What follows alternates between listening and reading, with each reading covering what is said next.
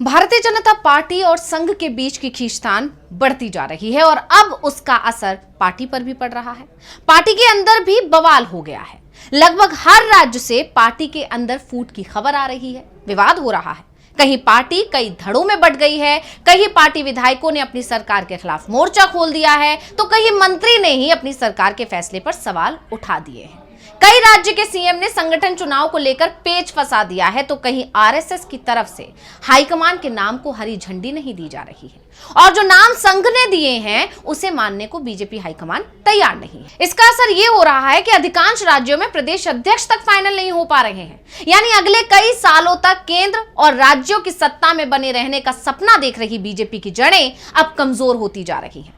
दक्षिण से लेकर उत्तर तक, पूर्व से लेकर पश्चिम तक लगभग हर राज्य में बीजेपी के अंदर कोहराम मचा हुआ है। तो आखिर क्या है इसकी वजह? इसी सवाल का जवाब जानने की कोशिश इस रिपोर्ट में करेंगे। नमस्कार, मैं हूं अंशिता। भारतीय जनता पार्टी की संघ यानी आरएसएस से लड़ाई तो चल ही रही है। संघ आलाकमान की मनमानी से नाराज है। संघ चाहता है कि बीजेपी पर उसका कंट्रोल हो और आलाकमान चाहता है कि कंट्रोल उसका रहे। यही वजह है कि बीजेपी अध्यक्ष का अभी तक चुनाव नहीं हो पा रहा है। महीने दर महीने बीत रहे हैं लेकिन चुनाव नहीं हो पा रहा है और इसकी सिर्फ एक ही वजह सामने आ रही है और वो है संघ और आलाकमान की पसंद का ना मिलना। लेकिन अब संघ ने बीजेपी के खिलाफ जबरदस्त प्लान बनाया है। संघ अब बीजेपी की जड़ें कमजोर करने पर लग गया है। अब आखिर ऐसे दावे क्यों किए जा रहे हैं, यह भी एक बड़ा सवाल है। तो इसे समझने के लिए अलग अलग राज्यों में बीजेपी के अंदर जो घमासान मचा हुआ है उसे समझना होगा। तो भारतीय जनता पार्टी के लोगों ने अपनी ही पार्टी के खिलाफ मोर्चा खोल दिया है और खास बात यह है कि कोई कार्यकर्ता या समर्थक नहीं बल्कि मंत्री से लेकर विधायक तक अपनी पार्टी के खिलाफ बोल रहे हैं, फैसलों पर सवाल उठा रहे हैं। विधानसभा से लेकर सार्वजनिक मंच से इन विधायकों ने बीजेपी पर सवाल उठाए हैं और इस लिस्ट में कई बड़े नाम शामिल हैं। और इसी टकराव के चलते बीजेपी अध्यक्ष का चुनाव भी नहीं हो पा रहा है। दरअसल बीजेपी संविधान में अध्यक्ष पद के चुनाव को लेकर जो नियम है उसमें अध्यक्ष का चुनाव तभी हो सकता है जब देश के आधे राज्य और केंद्र शासित प्रदेशों में संगठन चुनाव की प्रक्रिया पूरी हो जाए। यानी बीजेपी अध्यक्ष चुनाव से पहले 18 राज्यों में संगठन चुनाव होना जरूरी है, लेकिन अभी तक 13 राज्यों में ही संगठनात्मक चुनाव करा पाई है। भाजपा के एक सूत्र की माने तो अगले कुछ दिनों में पार्टी बाकी बचे 6 राज्यों में अपने संगठनात्मक चुनाव पूरे कराने के लिए समय से पहले ही काम पूरा कर लेगी, लेकिन इसकी संभावना बेहद कम दिखाई दे रही है। भाजपा के एक सूत्र ने यह भी बताया कि उन्हें विश्वास है कि पूरी प्रक्रिया 1 सप्ताह के अंदर पूरी हो जाएगी और उन्होंने यह भी कहा है कि इसके लिए युद्ध स्तर पर काम जारी है। लेकिन राजनीति के पंडितों का कुछ और ही कहना है। उनका कहना है कि संघ चाहता ही नहीं है कि अभी ये प्रक्रिया पूरी हो, क्योंकि संघ चाहता है कि पहले प्रदेश अध्यक्ष पर उसका कंट्रोल हो, यानी प्रदेश अध्यक्ष उसकी मनमानी का हो और उसके बाद अगला नंबर है बीजेपी अध्यक्ष का। और इस सब के लिए बीजेपी के अंदर खींचतान मचाना शुरू कर दी गई है। तो सबसे पहले शुरुआत देश के सबसे बड़े सूबे उत्तर प्रदेश से करते हैं। लोनी के विधायक नंदकिशोर गुर्जर दूसरी वजहों से पार्टी पर सवाल उठा रहे हैं। नंदकिशोर ने अपनी ही सरकार पर कलश यात्रा को अनुमति ना मिलने पर सवाल उठाए। विधायक ने दावा किया कि उनके पास यात्रा के लिए जरूरी अनुमति थी और पुलिस ने उनके साथियों के साथ झड़प की। गुर्जर ने यह भी आरोप लगाया कि झड़प में उनके कपड़े फट गए। उन्होंने आगे कहा कि सपा और बसपा की सरकार में भी कभी यात्रा को नहीं रोका गया। मैं कभी अनुमति के लिए नहीं अप्लाई किया था। यह हाल सिर्फ उत्तर प्रदेश में नहीं है, मध्य प्रदेश में भी कुछ ऐसा ही चल रहा है। मध्य प्रदेश में जहां मंत्री ने अपनी सरकार के खिलाफ मोर्चा खोल दिया है, तो वहीं राजस्थान में भी विधायक अपनी सरकार के फैसले के खिलाफ खड़े हो गए हैं। पहले मध्य प्रदेश की बात करते हैं तो मध्य प्रदेश सरकार में ऊर्जा मंत्री हैं प्रद्युमन सिंह तोमर। उन्होंने सरकार की औद्योगिक व्यवस्था पर सवाल खड़े किए हैं। मंत्री ने ग्वालियर में उद्योगों की कमी को लेकर नाराजगी जताई थी और यही नहीं, आलौट से विधायक चिंतामणि मालवीय ने हाल में विधानसभा में उज्जैन में होने वाले सिंहस्थ का मुद्दा उठाया था। उन्होंने कहा कि उज्जैन के किसान परेशान हैं और डरे हुए हैं, उनकी जमीन जबरदस्ती अधिग्रहण की जा रही है। उन्होंने कहा कि भूमाफियाओं की साजिश की वजह से किसानों को अपनी ही जमीन से बेदखल किया जा रहा है। सालों से यहां भूमि का अधिग्रहण कुछ ही महीनों के लिए होता था, लेकिन स्थायी तौर पर कब्जा सही नहीं है। इस बयान के बाद चिंतामणि को पार्टी ने नोटिस भेज दिया, यानी अपनी सरकार के खिलाफ उन्होंने आवाज उठाई तो उन्हें नोटिस भेज दिया गया। और नोटिस में यह कहा गया कि आप सार्वजनिक जगह पर बयानबाजी कर पार्टी की छवि धूमिल कर रहे हैं।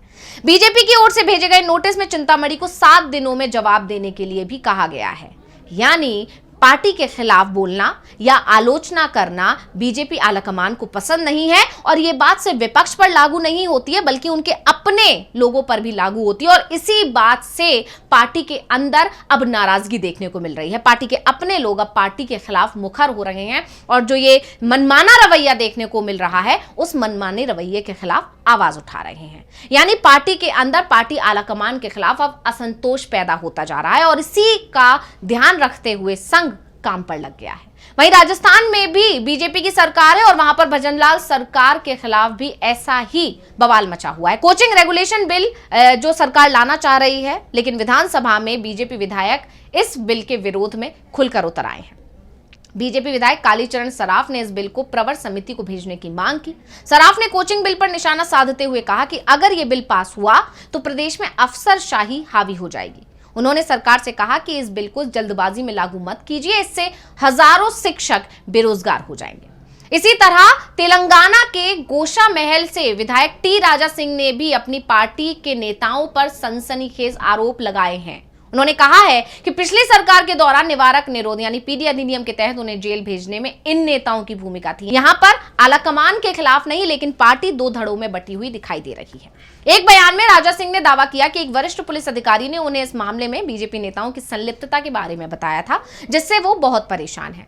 राजा सिंह ने जेल में रहने के दौरान अपनी पार्टी के नेताओं से समर्थन न मिलने पर निराशा व्यक्त की। उन्होंने कहा, जब मैं जेल में था मेरे बड़े भाई ने मुझे सहारा देने के लिए हाथ बढ़ाया था, हालांकि अब कोई नहीं जानता कि वो कहां खड़ा है। बीजेपी शासित राज्यों में तो बीजेपी के लिए मुश्किलें खड़ी हुई हैं, उसके अलावा जो गैर बीजेपी शासित राज्य हैं वहां पर भी बीजेपी में एकजुटता दिखाई नहीं दे रही है। जैसे कि तेलंगाना के बाद कर्नाटक की बात की जाए तो वहां पर भी हाल ऐसा ही है। यानी कहा जा सकता है कि जिस दक्षिण में बीजेपी अब खुद को मजबूत करने की कोशिश कर रही है, उस दक्षिण में तो छोड़िए, जिस हिंदी बेल्ट में बीजेपी मजबूत है अब वहां भी उसकी पकड़ ढीली होती दिखाई दे रही है। अब बात कर्नाटक की करें तो कर्नाटक में भी बीजेपी के अंदर बगावत देखने को मिल रही है। पार्टी में 2 गुट हो गए हैं। कर्नाटक में कई सालों से चल रहे विवाद ने एक बार फिर जोर पकड़ लिया है। कर्नाटक में बीजेपी की राजनीति हाल के वर्षों में काफी उथल-पुथल भरी रही है, जिसमें आंतरिक गुटबाजी, नेतृत्व के विवाद और क्षेत्रीय असंतुलन जैसे मुद्दे प्रमुख रहे हैं। कर्नाटक बीजेपी में 2 प्रमुख गुटों के बीच तनाव लंबे समय से चल रहा है। एक तरफ येदियुरप्पा और विजेंद्र का खेमा है तो दूसरी तरफ BL संतोष यानी राष्ट्रीय महासचिव संगठन का गुट है, जिसके साथ यत्नाल जैसे नेता जुड़े हुए हैं। अब ये तो हमने जाना कि कैसे बीजेपी के अंदर बगावत देखने को मिल रही है, कहीं बीजेपी 2 खेमों में बटी हुई है, यानी बीजेपी के अंदर कुछ भी ठीक नहीं चल रहा है और इसी का असर पड़ रहा है प्रदेश अध्यक्ष के चुनाव पर। और इसीलिए कहा जा रहा है कि संघ भी कहीं ना कहीं इसका फायदा उठाने की कोशिश कर रहा है। अब तक अरुणाचल प्रदेश, छत्तीसगढ़, सिक्किम, नागालैंड, राजस्थान, असम, चंडीगढ़, गोवा, जम्मू कश्मीर, लद्दाख, मेघालय और लक्षद्वीप में बीजेपी का संगठनात्मक बदलाव हो चुका है। पश्चिम बंगाल जैसे राज्य जहां आरजी का प्रदर्शन के कारण देरी हुई, वहां अभी तक अगले अध्यक्ष पर सहमति नहीं बन पाई है, क्योंकि मौजूदा अध्यक्ष सुकांत मजूमदार को केंद्रीय मंत्री बनाया गया है। अब सरकार की नीतियों का विरोध विपक्ष तो करता ही है, लेकिन सरकार के लिए मुश्किल तब ज्यादा बढ़ जाती है जब उसका विरोध उसके अपने ही करने लगते हैं। और ऐसा ही कुछ इस समय मध्य प्रदेश और राजस्थान में देखने को मिल रहा है और इसके अलावा दूसरे राज्यों में भी देखने को मिल रहा है। अब इसके अलावा 6 राज्यों पर सभी की निगाहें हैं और वो बड़े राज्य हैं जैसे कि उत्तर प्रदेश और मध्य प्रदेश। इन राज्यों में अभी तक प्रदेश अध्यक्ष का चुनाव नहीं हुआ है और अब जानकारों का दावा है कि संघ इसी रणनीति के तहत आगे बढ़ रहा है। पहले प्रदेश अध्यक्ष अपने मनमर्जी के बनवाएगा या अपने पसंद के बनवाएगा और उसके बाद अगला नंबर होगा बीजेपी अध्यक्ष का। ऐसा करके संघ ने जो अपना कंट्रोल खो दिया है बीजेपी पर, उसे वापस पाने की कोशिश कर रहा है। अब संघ इसमें कितना कामयाब होगा ये तो देखने वाली बात होगी, लेकिन फिलहाल संघ जिस रणनीति के तहत काम कर रहा है उसका असर होता दिखाई दे रहा है, क्योंकि पार्टी के अंदर एक धड़ा वो भी है जो पीएम मोदी के खिलाफ है और संघ को अब मोदी भी खटकने लगे हैं। इसकी भी कई खबरें सामने लगातार बनी हुई हैं। तो रिपोर्ट आपको कैसी लगी हमें कमेंट करके अपनी राय जरूर दीजिएगा। इसी के साथ मुझे दीजिए इजाजत। देखते रहिए टीवी लाइव। नमस्कार।